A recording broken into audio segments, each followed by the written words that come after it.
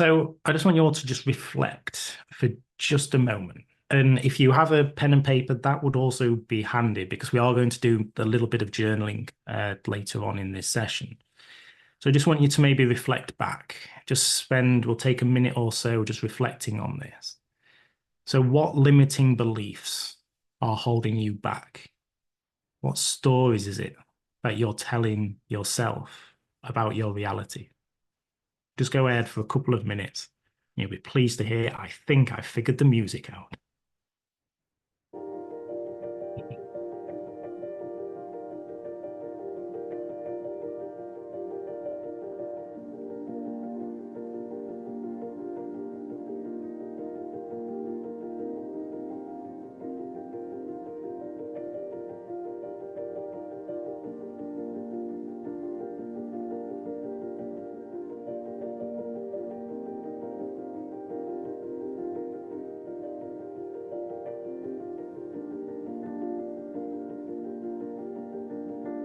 The question is, what limiting beliefs are holding you back?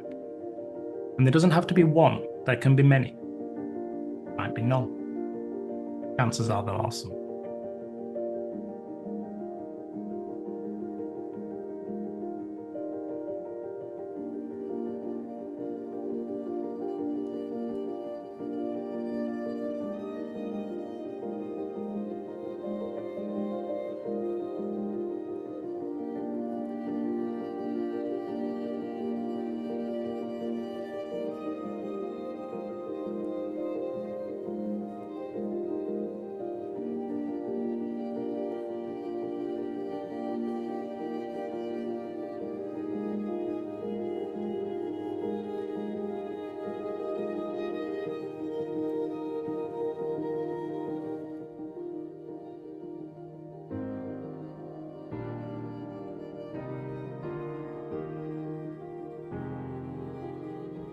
Okay, so if you just finish what you're writing there.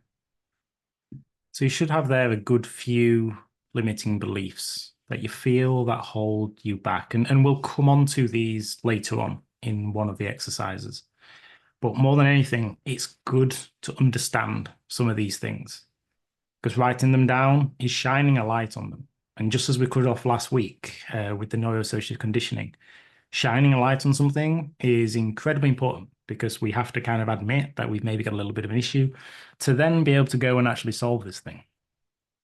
So now we're going to go into the triads and explore what the triads are and the principles behind them. Okay. So the triads, it's a concept that Tony Robbins gave birth to.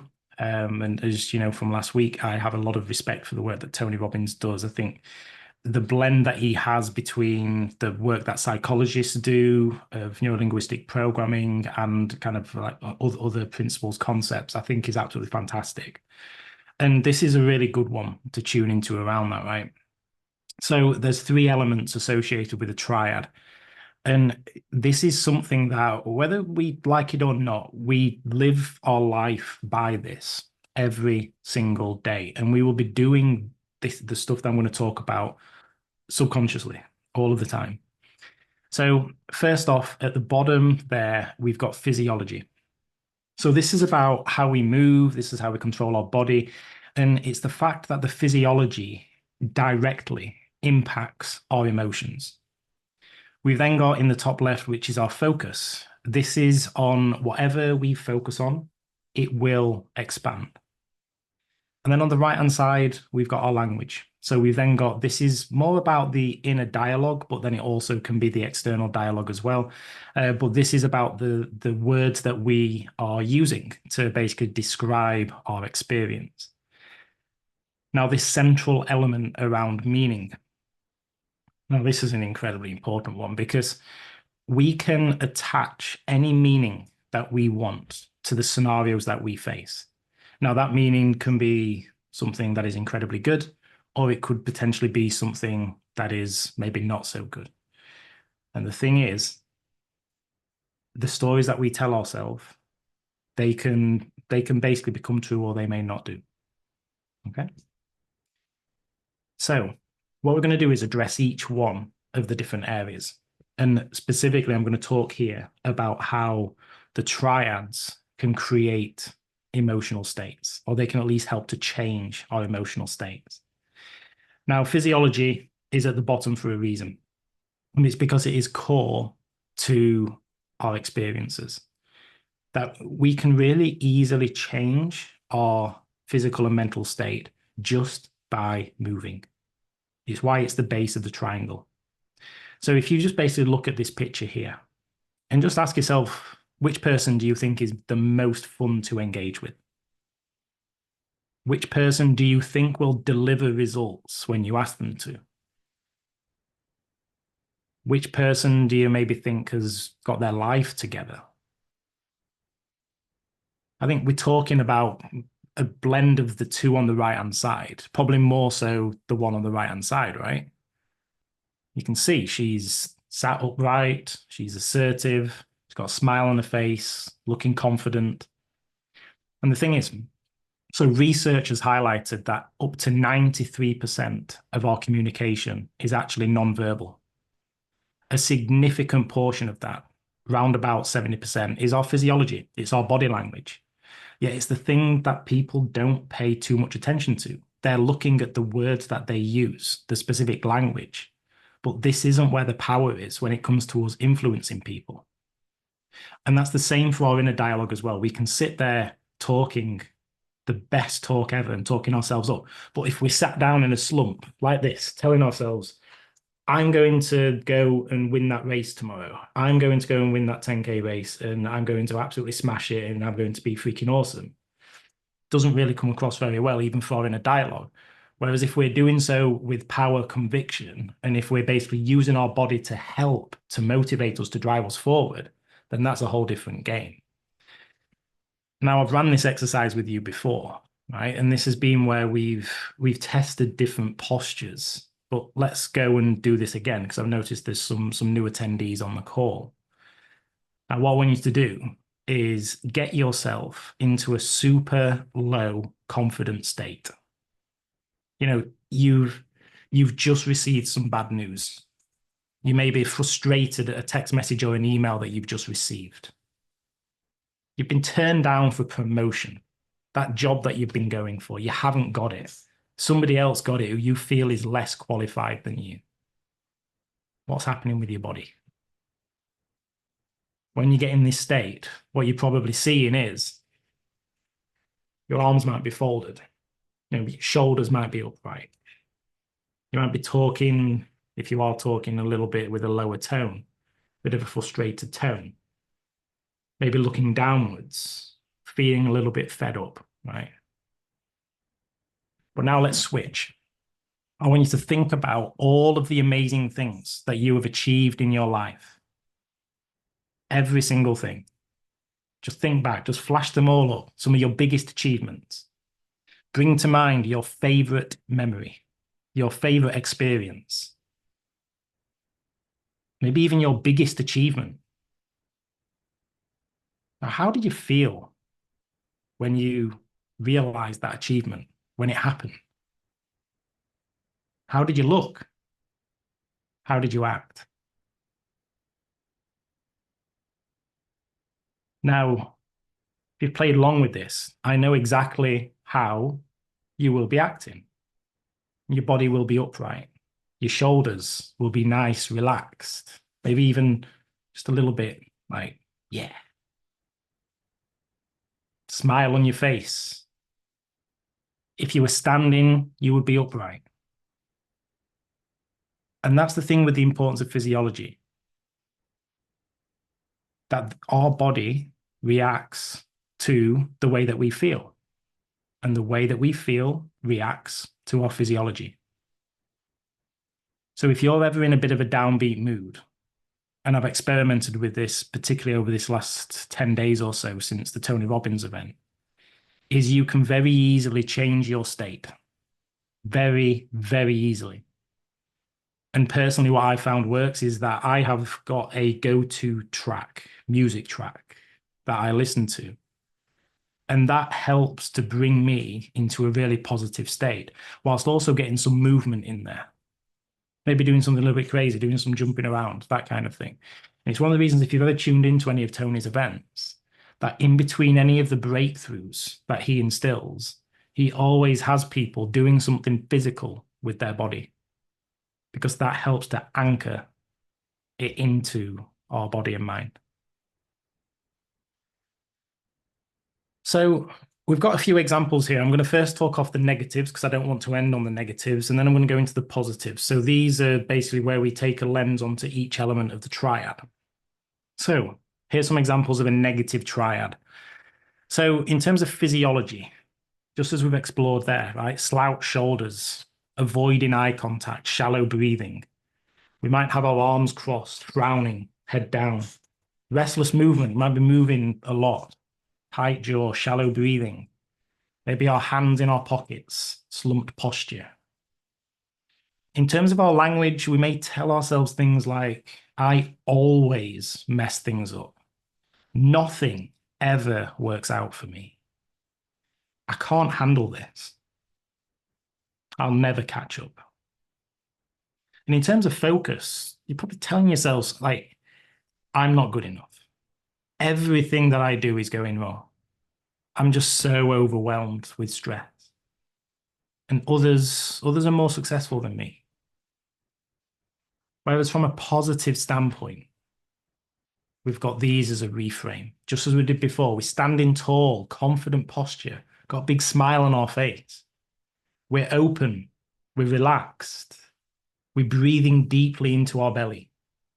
We've got a nice, warm, welcoming smile. We're leaning in when we're having conversations with people. We're energetic in our movement. Our arms are open. Our body language is open. From a focus perspective, we're telling ourselves success is achievable. We can do it. We're learning from every experience. You know, it might be a setback that we've experienced, but we're learning from it. It's a way that we can move forward. I'm surrounded by people who support me. So even if I get things wrong, we're human, we make mistakes. From a language perspective, you know, I'm fully capable of achieving my goals. You know, I can do this. Every setback is a step forward to growth. I have people who believe in me. My opportunities are endless. On the language part, we can see the good in absolutely anything that we experience. There may be some challenges that we face that may be a little bit more difficult to see. I get that. But there will always be something good to come from it. And we just need to remind ourselves of that on a regular basis and try to practice it. So we're now going to go into some techniques to basically shift the patterns, to basically disrupt what our existing beliefs may be around this triad. So some things that we can do. So first off, that power pose, right? So we've all done it, we've all practiced, right? Something like that. You know, if you're a football fan, you maybe see what Cristiano Ronaldo does when he scores. The see you, that's a power pose. There's the deep breathing side of things. But not just deep breathing into our lungs, deep breathing right down into our belly.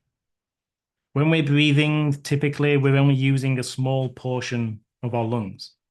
Whereas when we're deep breathing, we're getting the oxygen to the right areas of our body. And particularly if we're deep breathing through our nose, this is where we're able to get oxygen into our brain quicker. And that means we're able to help with thinking and clearing the mind. The other one, oops, sorry, I didn't press ahead. The other one is smiling. Smile. So here's some things. Did you know that we are hardwired to smile? Did you know that smiling is contagious? Did you know that smiling triggers dopamine? That smiling is a universal signal of happiness. Did you know that it makes you more attractive? All these things about smiling. And I can vouch for this one because I'd said last week that I've been going out on my runs in the morning and I've been in a different state to what I normally am. And I've been smiling a lot more whilst out there on my morning runs. And I've been noticed that you're getting smiles back from people as you're out and about. But then also for me, the runs have oddly been easier. It's probably a placebo or like a psychological thing. It almost certainly is. Might not be though, right? Smiling helps us mentally and physically. So then in terms of disrupting the pattern with the focus side of the triad, this is two little exercises. And you can choose to sit and think through these two, or probably preferred would actually be to use your journal, use your pen and paper to note some of these things down. So the first part, and I'll get some music going on it again, and we'll take a minute or two to reflect on this. So the first is the problem to the solution reframe. So I just want you to reflect on a problem that you've been stuck on recently. So just bring to mind the scenario. You may close your eyes if it helps, just anything to help get you in that state. So just bring to mind that scenario. Just play out the whole event as it's happening. The whole problem, the challenge, the experience.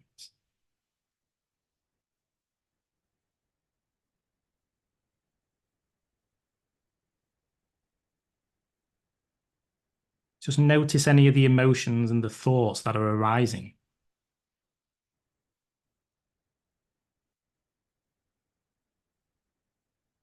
What's coming up for you?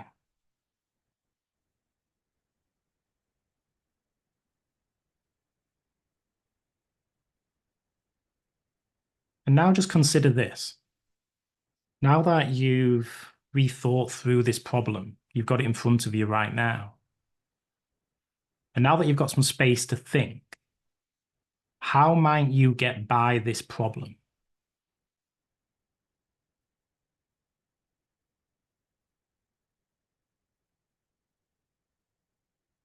Can you potentially see the problem in a more positive light?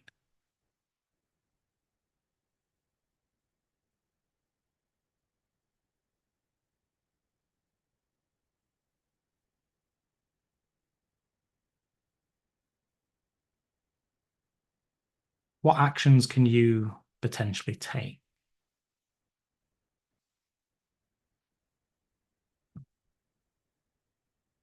So on that, if you did close your eyes, just gently open your eyes again.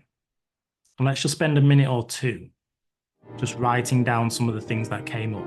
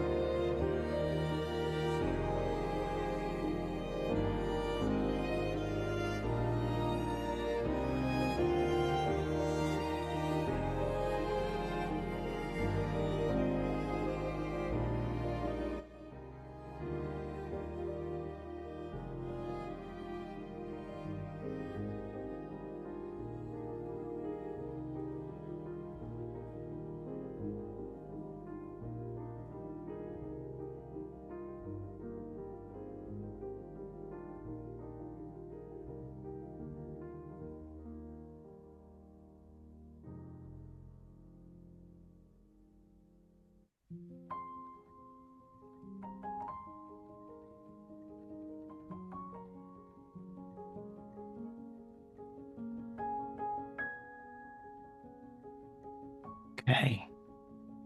So hopefully from this, you should have noted down some ideas behind the scenario, maybe how you might see the problem a little bit differently, maybe even some actions that you can take.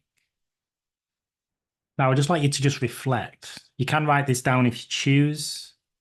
How do you feel about this new focus? How do you feel about this problem now?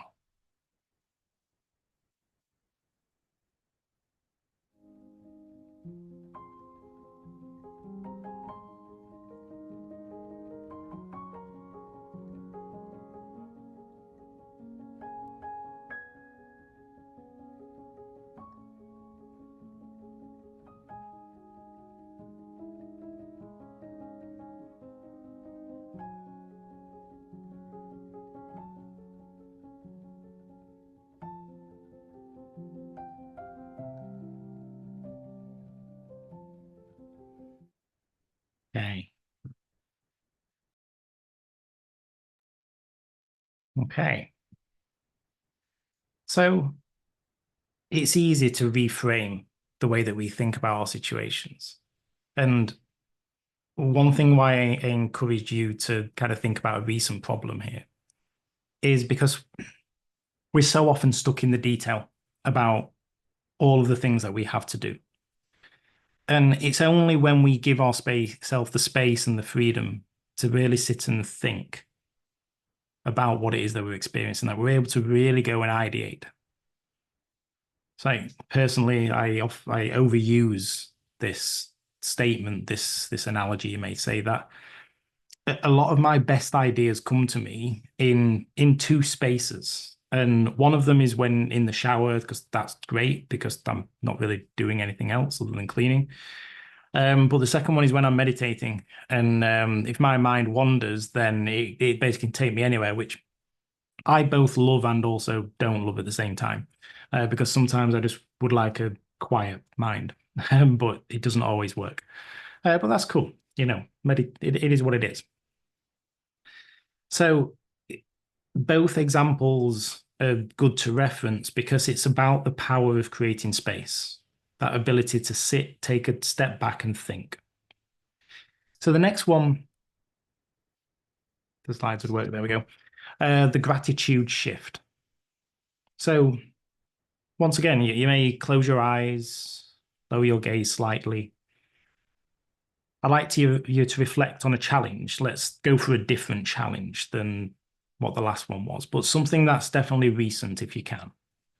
And once again, bring the scenario to mind and just notice all of the details that you can think of about it. The people who were involved, who are involved, maybe the different conversations that you've had around it. Maybe feel a little bit of frustration, the anger, the emotion, if it is a negative one, or maybe the happiness and the joy, if it's a positive one. Just feel some of the emotion around it.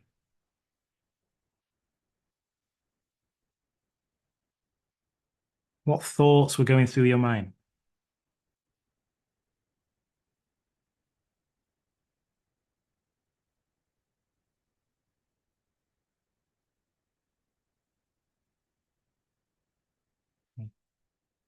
So the question I want you to think about when reflecting on this scenario, this challenge, what are three things that you are grateful for in this situation? Three things to be grateful for.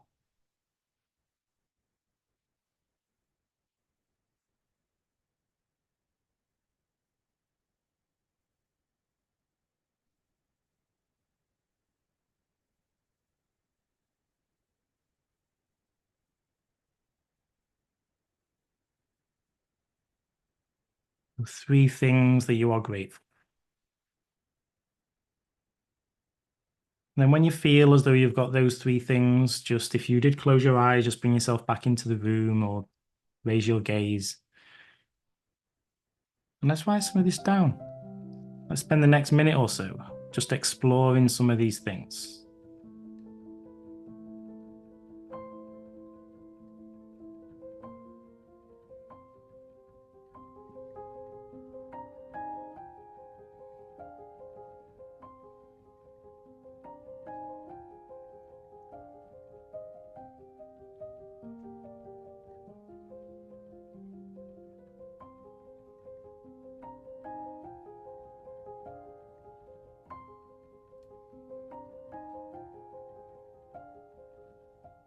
We'll just go for another 30 seconds or so on this, just so you've detailed things. So what are the three things that you're grateful for in this situation?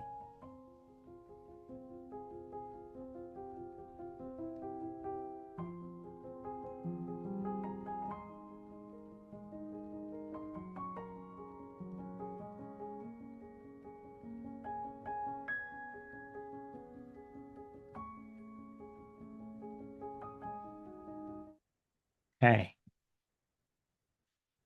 So I particularly like the exercise of the gratitude shift.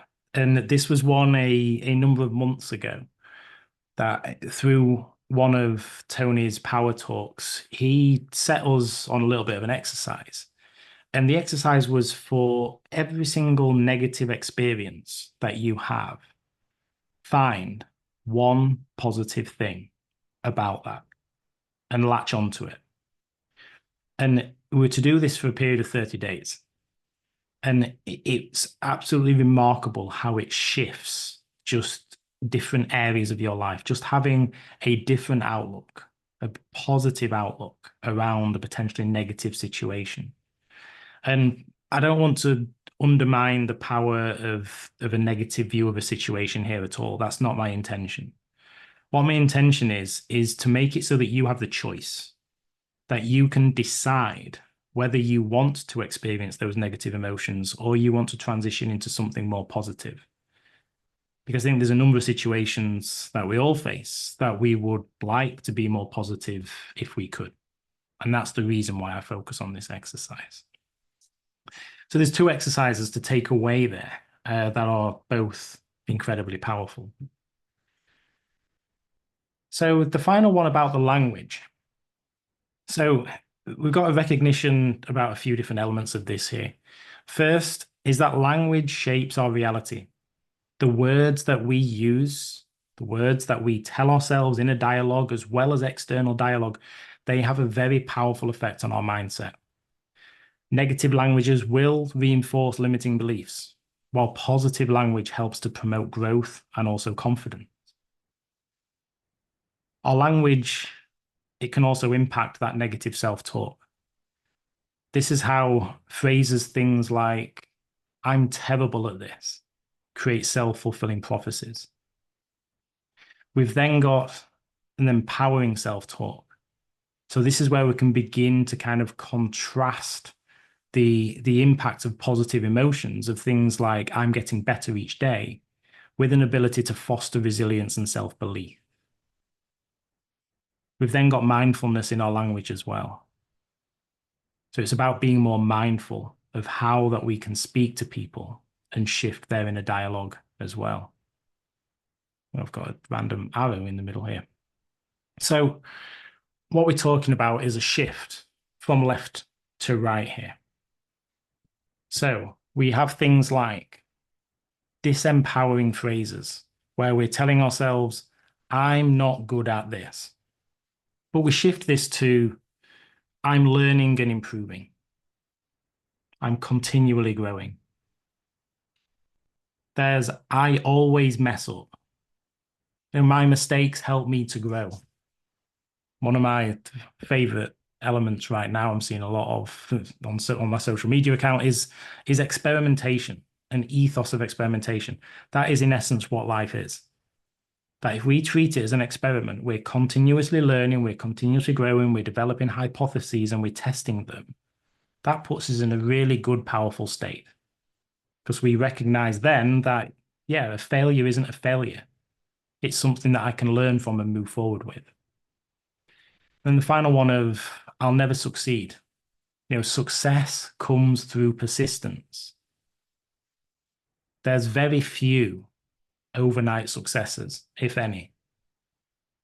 So it's about you keeping on going when the going gets tough, not giving up. So just to reflect on this for a few minutes. So just consider some of the language, and let's grab the pen and explore this one here. So just consider some of the language that you have used over this last day, this last week, whatever time period comes up for you. So what are some of the messages that you're telling yourself? Some of the languages, and do you potentially need to reframe some of this stuff? Just go for a minute or so with our journals.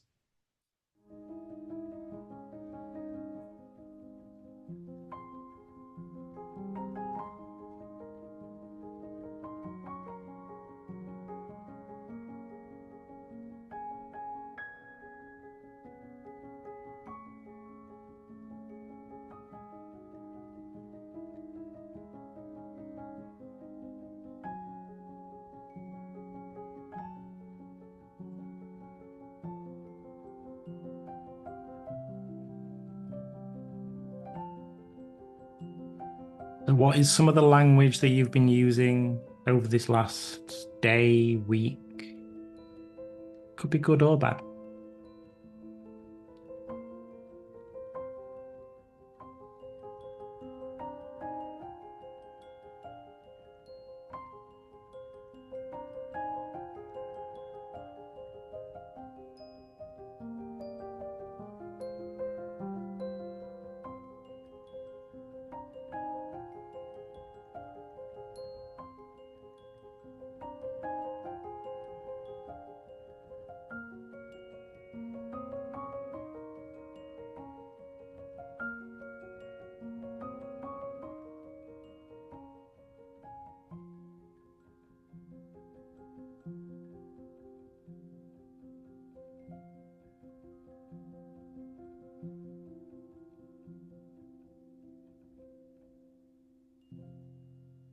Hey,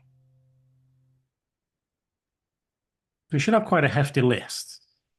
Because whether it's good or bad, this is still the things that we are telling ourselves. This is the things that we're talking about when in conversation with other people. And it's things that we potentially need to change or even use more of if we're on the empowering side. And hopefully you've had to think as well that if there are some negative ones there, like how can you potentially reframe that? What I often find is that when people use generalizations, that's something to really tune into on the negative side. So I always, this always happens. They never do this. I never do this. They are generalizations the vast majority of the time. And a generalization is so these are so often not true. Like those that we see on screen there, I always mess up. I can, with 99% certainty, say that if I always mess up is one of yours, that that isn't correct, that that's actually factually correct, incorrect. And the same, I'll never succeed. That's the same as well. That's limiting from the outset. And if you have that mindset, then you're not going to succeed. So that's where it becomes a self-fulfilling prophecy. So really look for generalizations in all of this, because we all do them in some degree. It's completely normal, but it doesn't help us.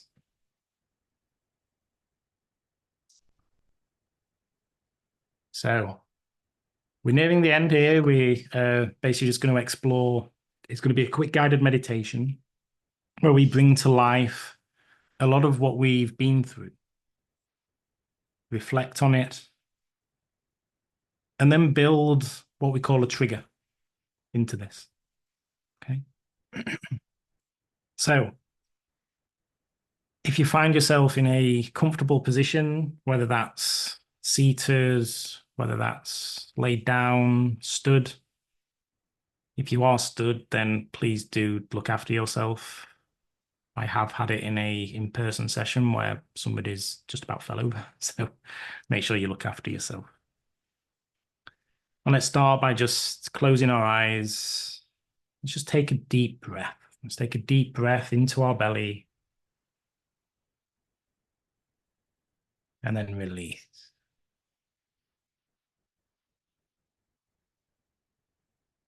Once again, deep breath into our belly.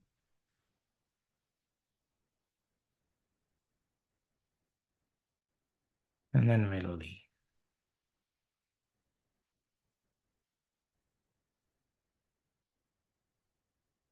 Just tune into the breath as it's entering the nose or mouth.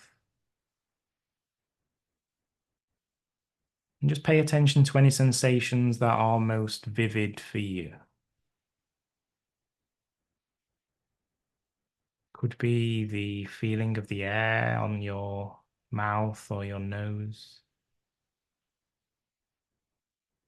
Or maybe it's that rising and falling of your chest.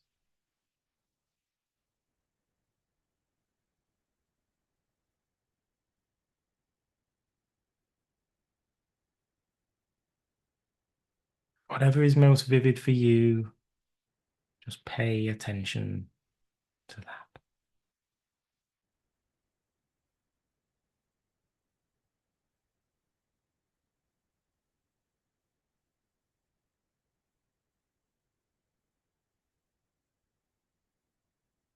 So as you're in this relaxed state, I'd just like you to think back to all that we've covered today. What does good physiology look like to you? And can you think back to a situation when you was in that state?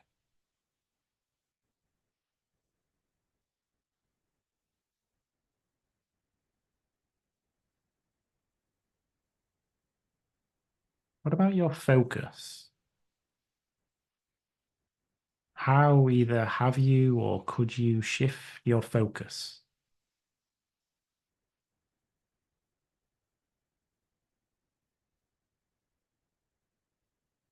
And then the language. What about the language that can empower you?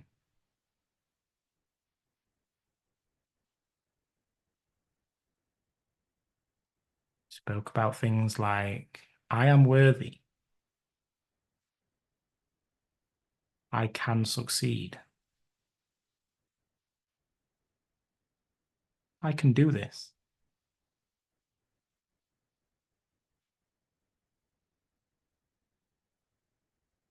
And with these in mind, I'd like you to recall a successful, powerful moment.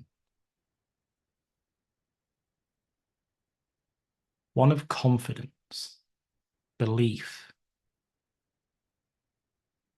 Could be any moment at any time in your life. Just some time that you felt really empowered and successful.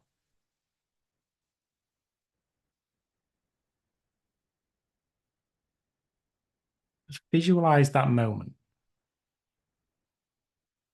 Just zoom right into that moment as though you are there living it.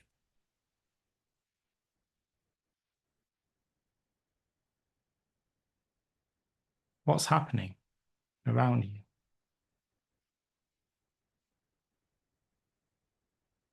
What emotions are you feeling?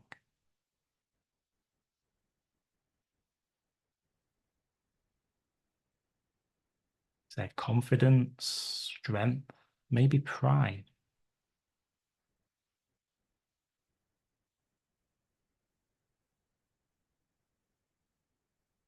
How are the people around you enforcing this?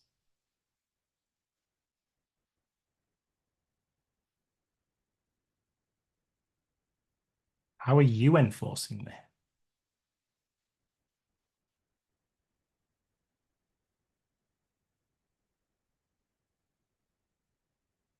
Now we're going to build an anchor.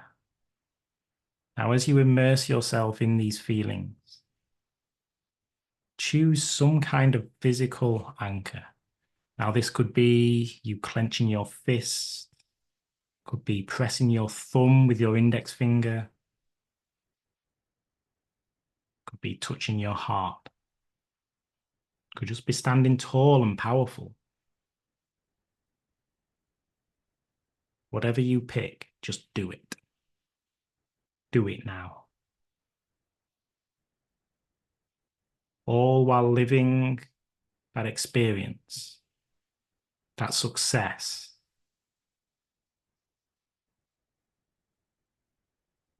that confidence, that belief, that empowerment. Just keep the visualization repeating the successful experience, recognizing that you did it. You achieved something incredibly special. It made you feel incredible.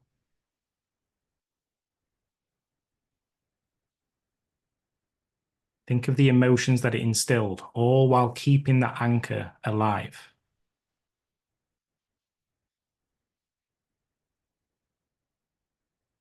repeat the visualization. Keep playing it back. You winning the award. You winning the race. You landing the job. You finishing the course. You having the child. Getting married. Whatever it was, keep reliving it whilst holding the anchor in place and feel the emotion.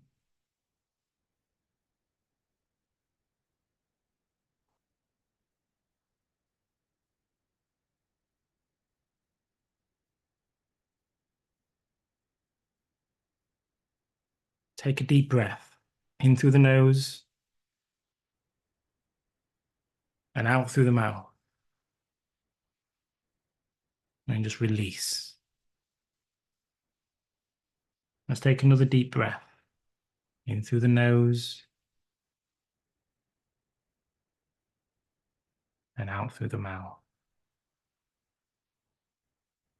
As you just begin to notice any sounds in the room,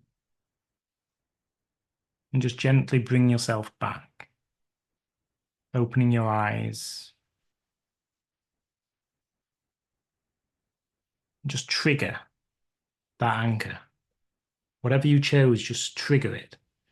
And just know that going forward, that you have the ability to remind yourself of these emotions,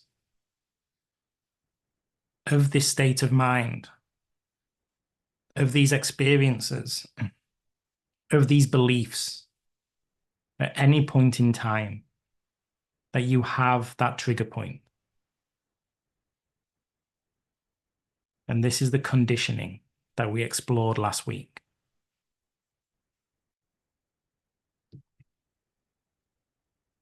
So what we've been through is we've explored limiting beliefs and how they create thoughts, and we have resulting, often negative emotions that then lead us to action, or most likely inaction, which then leads to some form of outcome, whether it's avoidance or whether it's even no outcome, which then reinforces that limiting belief. But what we've done is we've changed the frame of reference. So we've recognized the power of empowering beliefs, going back and looking at past successes and building an anchor around those to help us to remember those on a regular basis. We've then moved forward to think of, so what empowering thoughts is it that can create? We've then looked at the emotions that are associated with that. What we can then do is think about the actions.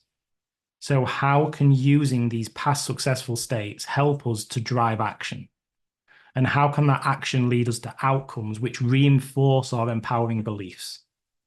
And we're back to the start again. Going through the positive thoughts, the emotions, the action, and so on.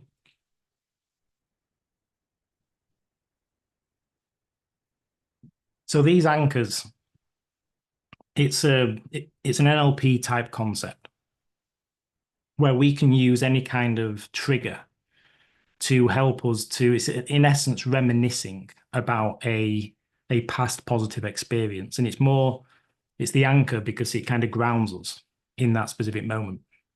So how is it that we can actually use this? So first off, we can use it before any kind of high pressure situation. So we can use it things like before we're giving a speech, a presentation, if we're in negotiations and so on. And we can use this anchor to help to trigger a sense of calm and self-assurance. Now, what it mostly does is I often take one of these into presentations and just have it in my pocket or in my hand. And it's just something to help. Firstly, it's an anchor. But then secondly, it's something to focus the attention on rather than you being in your head. The next one is about reinforcing the anchor regularly. Like what this exercise that we've just been through isn't, is a one-stop shop and you're fixed and cured, whatever. This is a constant evolution, a constant practice. Just as I emphasized last week, this whole experience that I'm bringing to you all here. It's like going to the gym. You need to keep going.